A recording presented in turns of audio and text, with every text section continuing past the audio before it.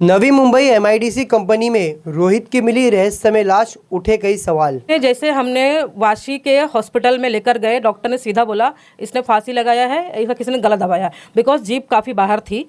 Okay, heart attack में ऐसा नहीं होता है, और अगर होता तो चलो मैं 13 घंटे डेड बॉडी पड़ी रह गई, लेकिन 13 घंटे एक डेड बॉडी एक कंपनी में 250 लेबर की कंपनी में पड़े रहना, सिर्फ 2 जेंट्स वॉशरूम, इनकी इतनी गैर जिम्मेदारी है। तो मुझे लगता है कि केमिकल से ही कुछ हुआ है, या तो फिर कंपनी वालों ने ही कुछ किया है और अपनी गलती मान नहीं रहे।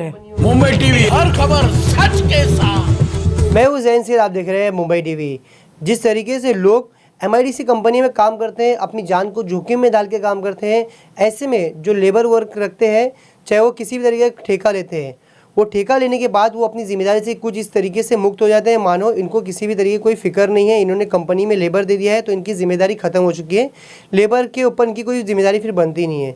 ऐसे ही एक मामला एमआईडीसी कंपनी के सामने आया तुर्बे की, जिसमें बताया जा रहा है कि पुलिस ने अब तक कोई भी तरीके की कोई कार्रवाई नहीं की है, ऐसा फैमिली का आरोप है। और इस आरोप को लेकर फैमिली हमारे में मौजूद है रोहित की, जानते हैं, बात करते हैं कि क्या कुछ हुआ था, कब रोहित काम पे गया था और अब तक क्या कुछ अपडेट है, किस तरीके से उसकी मौत हुई है। क्या नाम है आपका, आप रोहित के क्या लगते हैं और आपको क्या लगता है रोहित की कैसे मौत हुई है? मेरा नाम आरती राम सरोज वर्मा है, मैं रोहित की सबसे बड़ी बहन हूँ। ओके, रोहित 4 तारीख के काम पे गया, एकदम नॉर्मली जैसे जाता है।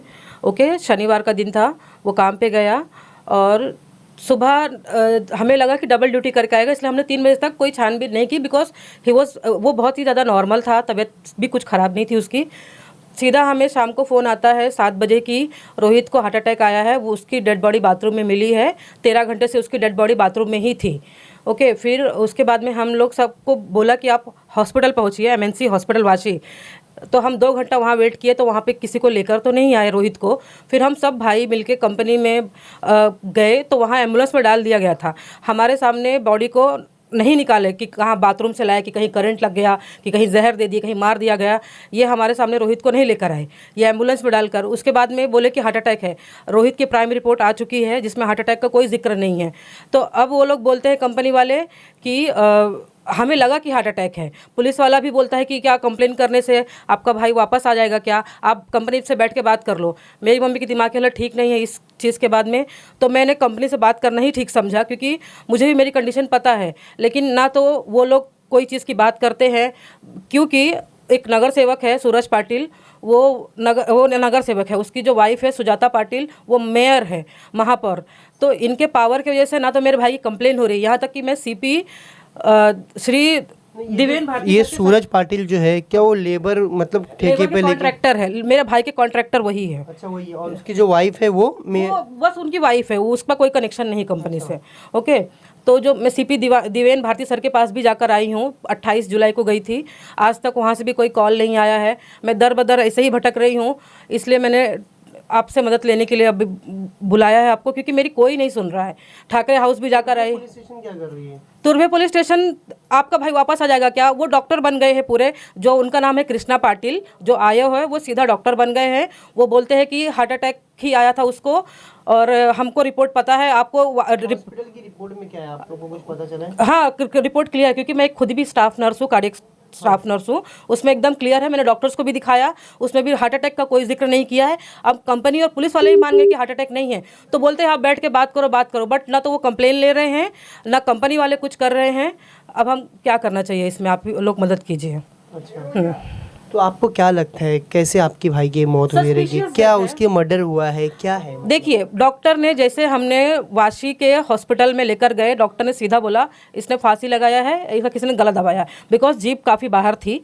ओके, हार्ट अटैक में ऐसा नहीं होता है, और अगर होता तो चलो मैं 13 घंटे डेड बॉडी पड़ी रह गई, लेकिन 13 घंटे एक डेड बॉडी एक कंपनी में 250 लेबर की कंपनी में पड़े रहना, सिर्फ 2 जेंट्स वॉशरूम, इनकी इतनी गैर जिम्मेदारी है। तो मुझे लगता है कि केमिकल से ही कुछ हुआ है, या तो फिर कंपनी वालों ने ही कुछ किया है और अपनी गलती मान नहीं रहे। अमाइंस एंड प्लास्टिसाइजर कंपनी है। क्या काम होता है उसमें? उसमें केमिकल फैक्ट्री है ऑब्वियसली। तो जी, तो साफ तौर पे एक बहन की गुहार आप सुन सकते हैं। पिछले 1 महीने से, यानी ये मामला 4 जुलाई को हुआ, 5 जुलाई को उसकी डेथ हुई है। उसके बाद से दरबदर, आज लगभग 5 अगस्त है और दरबदर भटक रही है इसकी बहन। 1 महीना हो गया है, 1 महीना यानी काफ़ी लंबा समय होता है। ऐसे में रहस्यमय जो इनके भाई की लाश मिली है रोहित की, उसकी गुत्थी कहीं ना कहीं अब फॉरेंसिक जो रिपोर्ट आएगी उसमें ही सुलझेगी, क्योंकि पुलिस जिस तरीके से कोई भी प्रकार की कोई कार्रवाई नहीं करती, क्योंकि अक्सर हम देखते हैं जो बड़ी बड़ी कंपनियां होती हैं किस तरीके से बड़े बड़े ऑफिसर को मैनेज कर लेती हैं, और कई बार तो ऑफिसर का भी इस पूरे मामले में शेयर रहता है। इसके कारण किसी भी प्रकार का कोई भी ऐसा मामला दर्ज नहीं होता जो कि कंपनी का रेपुटेशन ख़राब हो। अब ऐसे में जिस तरीके से इसमें गैर जिम्मेदार आदमी सूरज पाटिल भी मौजूद है और वो किसी भी तरीके की कोई हेल्प इनकी नहीं कर रहा है, उनका भी यही कहना है कि कंपनी का बैठो, आप 5-7 लाख रुपए ले लो और इस पूरे मामले को रफा दफा करो। क्या एक आदमी की मौत की कीमत सिर्फ 5-7 लाख रुपए होती है? किसी का भाई इसमें गया है, किसी का बेटा गया है, और किसी का जो भाई है वो भी इस पूरे मामले में पूरी तरीके से उसकी मौत हुई है। फिलहाल अब देखना ये रहेगा इस रहस्य में रोहित की लाश की गुत्थी कब सुलझती है। सर, ना तो वो पैसे का लेन देन की बात कर रहे हैं, ना एफआईआर होने दे रहे हैं। तो मुझे अभी तक कोई मदद ना कंपनी से मिली है, ना पुलिस से मिली है। सिर्फ मुझे एक प्राइम रिपोर्ट मिला है जो कि वो मैनेजेबल नहीं है, बिकॉज वो एक गवर्नमेंट के अंडर आता है, तो रिपोर्ट मैनेजेबल नहीं है। तो उसमें हार्ट अटैक जैसा कुछ नहीं आया, पैसे की बात कुछ नहीं हुई है। ठीक है, तो ना तो वो पैसे की मदद कर रहे हैं, ना पुलिस मेरी एफआईआर ले रही है। अच्छा। हाँ, मैं सीपी साहब तक जाकर आ गई हूँ। अब मेरे पास कोई रास्ता नहीं था न्यूज़ के अलावा। तो किसी भी तरीके की इनकी कोई भी प्रकार की मदद नहीं की जा रही है, मानो एकदम लावारिस की तरह छोड़ दिया गया है। अब देखना ये रहेगा इस पूरे मामले में जो नवी मुंबई के कमिश्नर हैं मिलिंद बारांबे सर, वो क्या कुछ संज्ञान में लेते हैं, क्या वाकई में कार्रवाई की जाएगी या इसी तरीके से इस पूरे मामले को छोड़ दिया जाएगा। अगर ये मामले को इसी तरीके से छोड़ जाएगा तो आने वाले वक्त में कंपनियां इसी तरीके से करती रहेगी, और आपके भी घर के कोई लड़के किसी भी कंपनी में काम करेंगे तो आपके साथ भी इस तरीके की जो वारदात है हो सकती है। तो इस सब चीज़ों को सोच समझ के पुलिस को कार्रवाई करना चाहिए। अब देखना ये रहेगा पुलिस पूरे मामले में क्या कुछ कार्रवाई करती है।